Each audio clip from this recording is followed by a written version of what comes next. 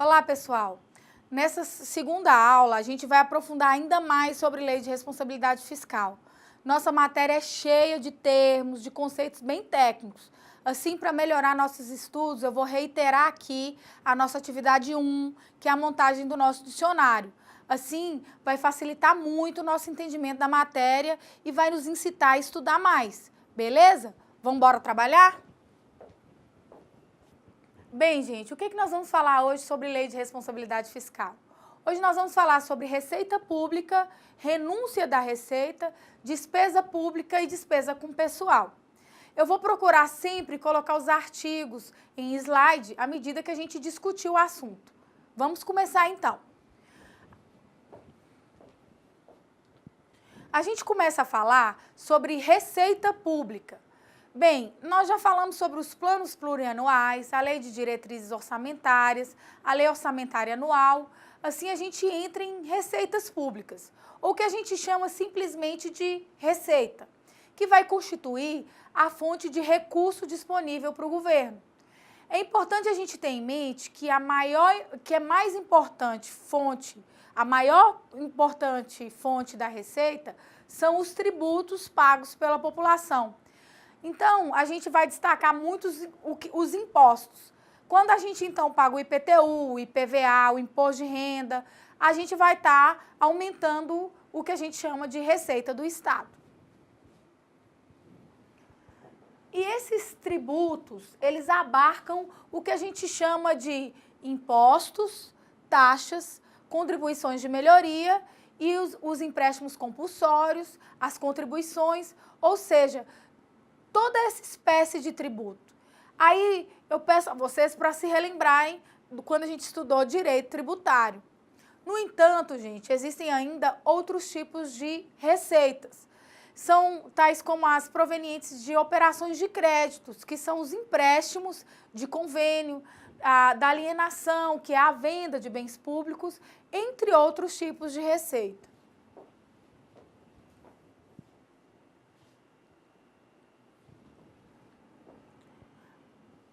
Uma das principais fontes da receita são os tributos pagos pela população, dentre os quais se destacam os impostos.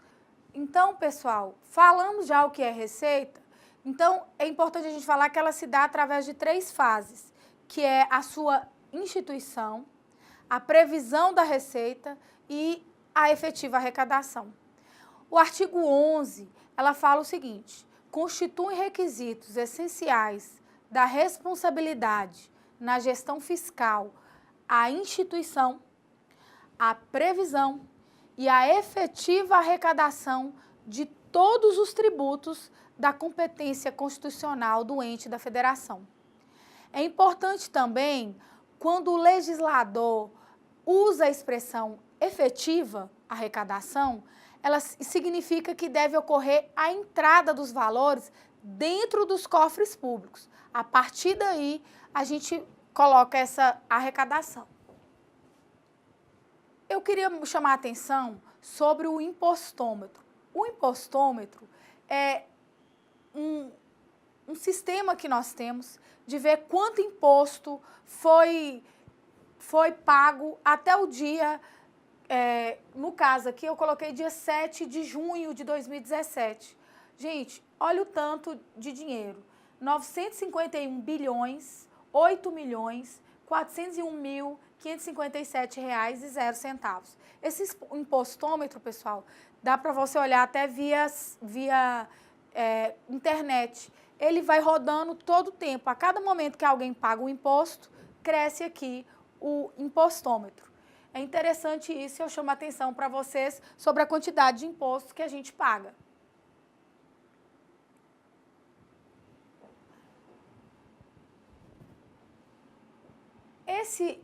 Bem, o que a gente está colocando no slide agora é o texto do artigo 11, parágrafo 3º da Lei de Responsabilidade Fiscal. Ele fala o seguinte: o Poder Executivo de cada ente vai colocar à disposição dos demais poderes e do Ministério Público, no mínimo 30 dias antes do prazo final para encaminhamento de suas propostas orçamentárias, os estudos e as estimativas das receitas para o exercício subsequente. inclusive da corrente líquida e as respectivas memórias de cálculo. Se o ente federativo, seja ele município ou estado, não cumprir esse artigo, ele pode acarretar o impedimento em receber recursos diversos ou então assistência financeira pela União. Os demonstrativos da evolução da Receita nos últimos 3 anos, além da projeção para os dois anos consecutivos, além da metodologia de cálculo e as premissas utilizadas, elas devem acompanhar o que a gente chama de previsão de receita. Essas previsões de receita, elas devem observar normas legais e técnicas, avaliando e apontando sempre determinados aspectos econômicos, índice de preços e juros, enfim, qualquer situação que possa ser relevante ou interferir tanto na evolução quanto na sua projeção. O Poder Legislativo, ele somente vai alterar ou determinada receita se houver algum tipo de omissão de ordem técnica ou ordem legal ou se eu tiver um erro. No mais, a regra geral é a vedação de reestimativa de receita. Por óbvio, o cálculo das receitas tem o objetivo de financiamento das despesas de capital, jamais podendo ser menor, por óbvio, de novo, que essas despesas. Então, gente, no prazo de 30 dias, o Poder Executivo ele deve disponibilizar os estudos estimativos das receitas para o exercício subsequente aos demais poderes e ao Ministério Público e, assim, encaminhar o que a gente chama de propostas orçamentárias.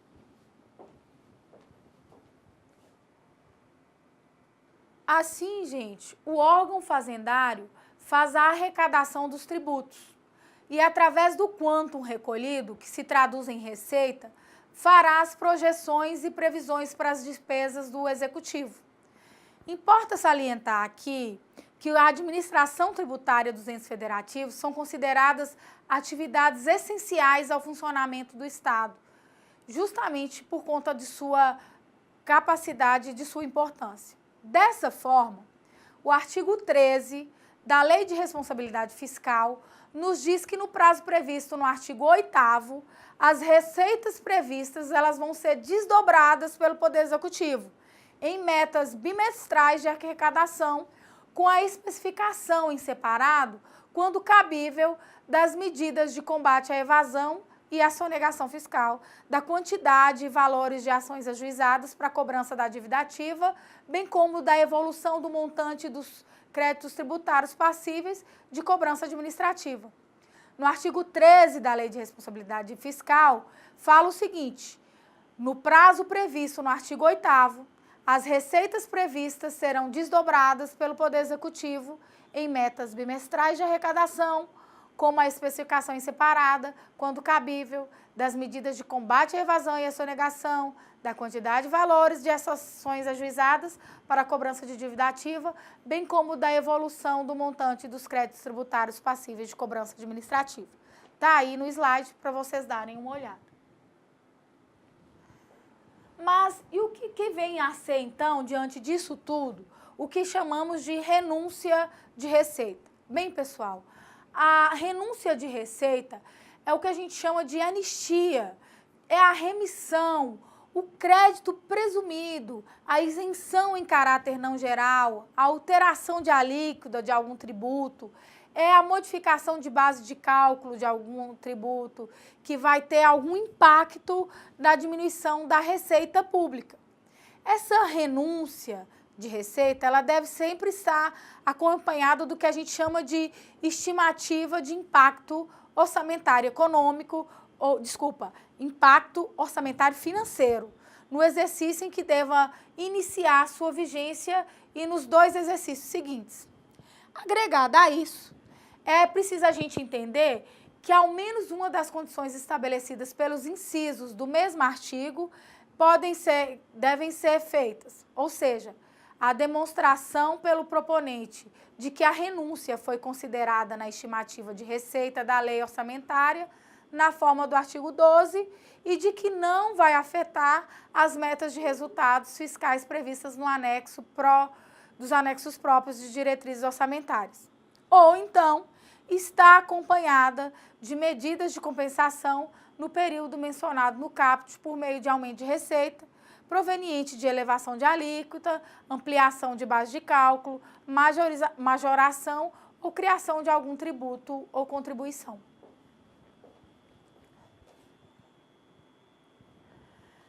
Temos, então, o que chamamos de benefícios tributários, que vão se referir aos gastos governamentais indiretos, que são decorrentes do sistema tributário e que visem atender objetivos econômicos e sociais e vão se constituir em exceção ao sistema tributário de referência que vão alcançar, exclusivamente determinando o grupo de contribuintes, produzindo a redução de arrecadação potencial e aumentando o que a gente chama de disponibilidade econômica do contribuinte. Isso está no parágrafo 2º do artigo 89 da Lei 12.465 de 2011. Os benefícios financeiros são os que são desembolsados e realizados por meio de equalizações de juros e de preços, bem como assunção de dívida, decorrente de saldo de obrigação de responsabilidade do Tesouro Nacional, cujos valores eles vão constar do orçamento da União. E também a gente tem os benefícios creditícios, que são os gastos decorrentes de programas oficiais do crédito, operacionalizados por meio de fundos, de programas, a taxa de juros inferior ao custo de captação ou oportunidade do governo federal.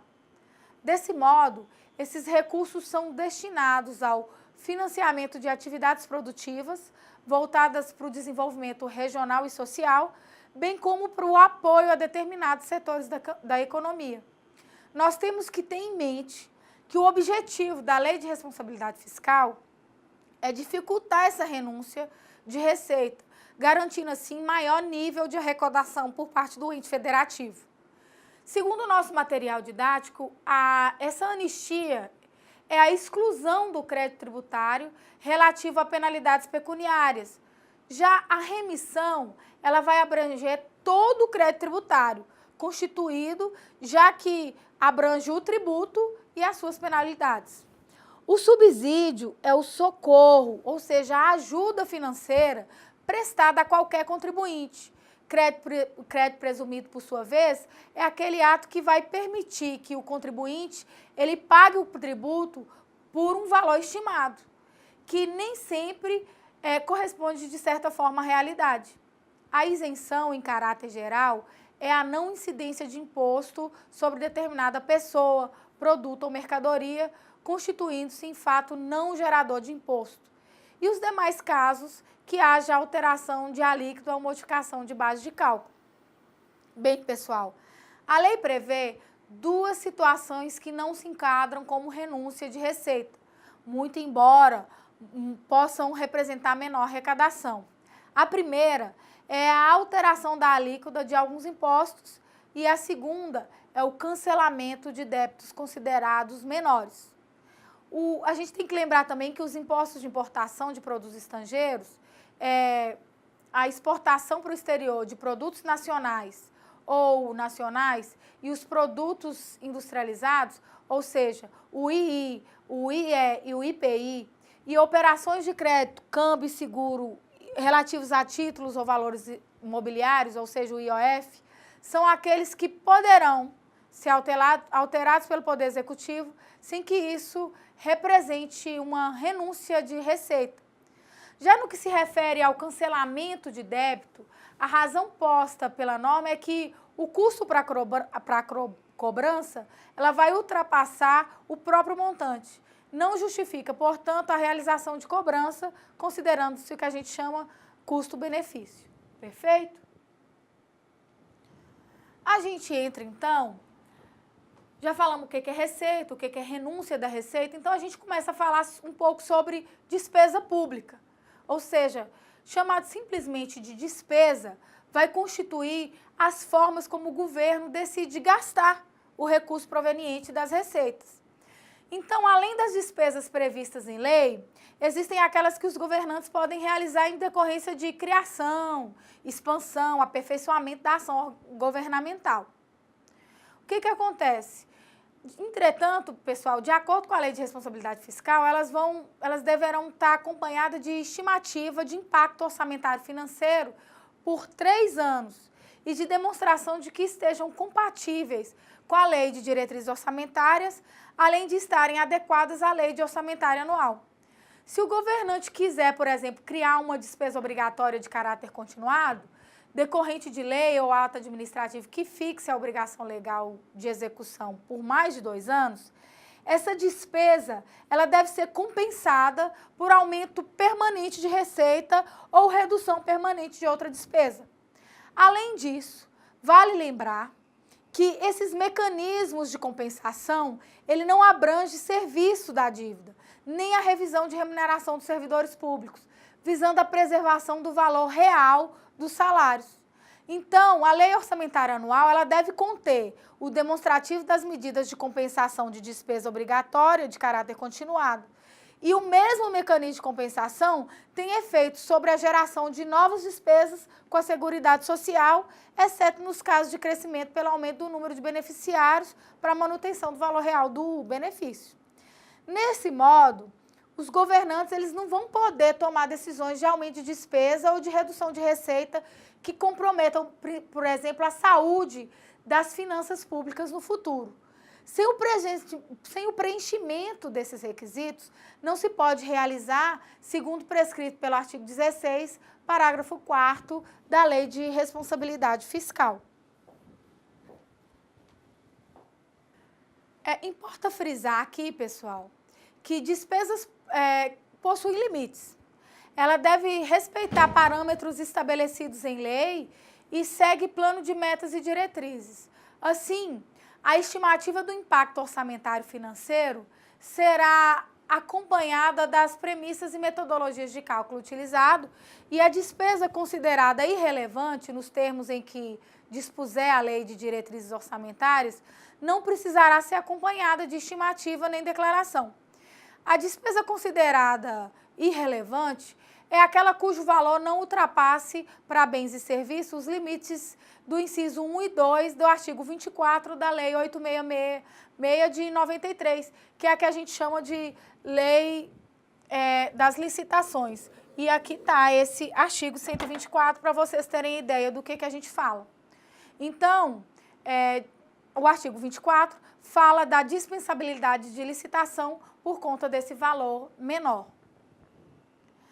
Bem, pessoal, nós temos também o que a gente chama de despesa obrigatória, de caráter continuado, é aquela cuja execução se estende por mais de 2 anos de exercício, desde que decorra de lei, mediante medida provisória ou então ato administrativo normativo.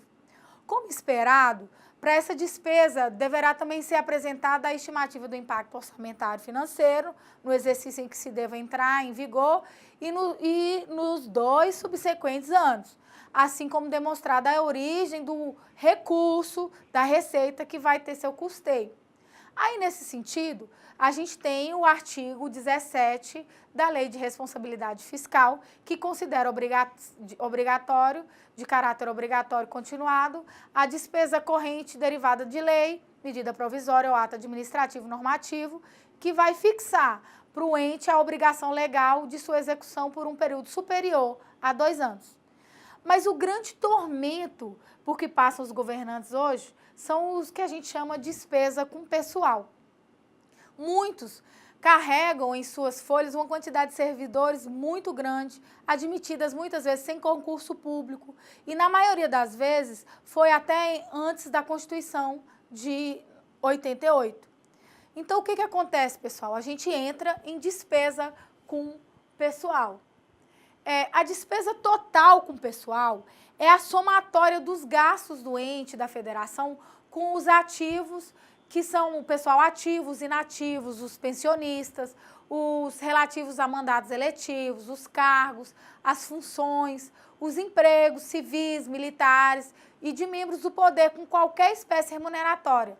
E essas espécies remuneratórias podem ser vencimentos, vantagens fixas ou variáveis, subsídios, proventos de aposentadoria, de reforma, de pensão, inclusive adicionais, gratificações, hora extra, vantagens pessoais de qualquer natureza, bem como encargo social e contribuição que vão ser recolhidas pelo ente às entidades de previdência. E aí a gente vê o artigo 18 da Lei de Responsabilidade Fiscal. Os valores dos contratos de terceirizado de mão de obra, que se referem à substituição de servidores e empregados públicos, vão ser contabilizados como as outras despesas de pessoal. A apuração da despesa total com pessoal será obtida somando a realidade no mês em referência com os 12 meses imediatamente anteriores. Então, a gente adota o que a gente chama de regime de competência. Não se pode comprometer a Receita Pública arrecadando com pagamento de pessoal, uma vez que não vai restar suficientemente a execução, por óbvio, valores suficientes para serviços públicos necessários. Trata-se de um comando constitucional. Qual é esse comando, pessoal? Esse comando é o artigo 169 da Constituição Federal, que fala o seguinte: a despesa com pessoal, ativo e inativo da União, dos Estados e do Distrito Federal e dos municípios, não poderá exceder os limites estabelecidos em lei complementar. A lei complementar comentada pelo artigo 169 é justamente a Lei de Responsabilidade Fiscal, que no seu artigo 19 estabelece os limites para a União Federal, os estados e os municípios em relação a esse gasto com pessoal. Então, a gente tem aí, para fins do dispositivo, do disposto no artigo, do caput no artigo 169 da Constituição Federal, a despesa total com pessoal em cada período de apuração e em cada ente da federação não poderá exceder os percentuais da receita corrente, da corrente líquida a seguir discriminados. Olha que interessante. A União não pode gastar mais do que 50% de sua receita com despesa de pessoal. O Estado não pode gastar mais de 60%. E o município também não pode gastar mais de 60%, porque senão vai atrapalhar os outros gastos. O que acontece? O artigo 20 da Lei de Responsabilidade Fiscal, ela vai detalhar ainda mais um pouco a repartição dos limites globais da despesa com pessoal na esfera federal, estadual e municipal. E o artigo 20 já especifica os poderes e os órgãos. Ele estabelece em seu parágrafo, no seu parágrafo 2º, quais são os órgãos que são atingidos pela lei e, por consequência, quais são os seus servidores. Perfeito, pessoal? Eu peço a vocês que leiam no artigo 20 o seguinte: para efeito desse artigo, entende-se como órgão, primeiro, o Ministério Público, segundo, no Poder Legislativo.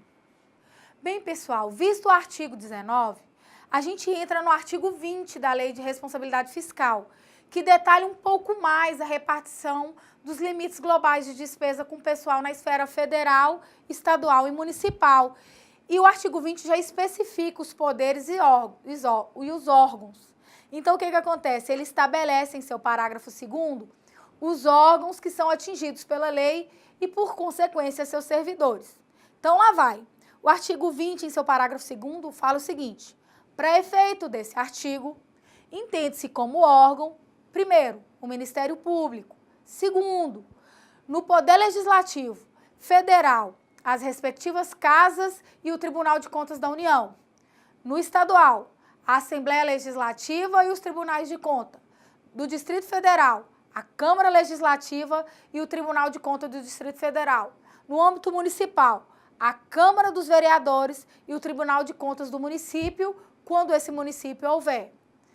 Terceiro, no Poder Judiciário, na esfera federal, os tribunais, referidos no artigo 97 da Constituição Federal, no âmbito estadual, o Tribunal de Justiça e outros quando houver. Ok, pessoal?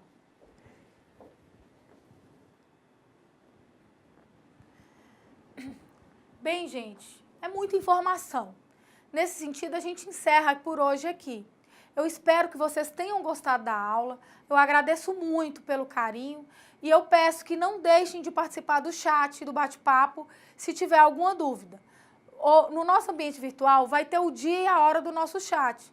Também eu vou sempre estar passando pelos fóruns, de forma a tirar qualquer dúvida, e você vai me honrar muito participando sempre e de forma ativa no AVA.